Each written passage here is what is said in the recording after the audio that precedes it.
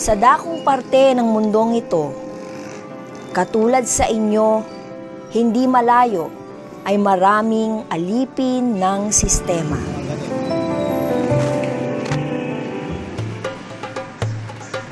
Bakit kaya hindi patas? Nagtatrabaho din naman sila. Masipag, hindi nga tamad. Pero sapat ba ang kinikita nila?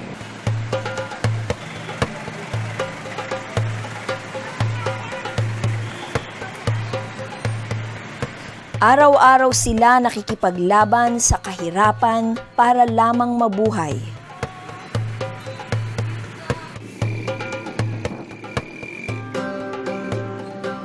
Pero bakit parang isang malaking kalokohan? May humihigop sa lakas at iyong kayamanan. Sila ang nakikinabang sa iyong pinaghirapan. Ang iyong oras at lakas ang tangi mong kayamanan. Edukasyon. Ito ang iyong sandata para labanan ang maling sistema. Kaya dapat nating magapi ang malaking halimaw sa ekonomiya.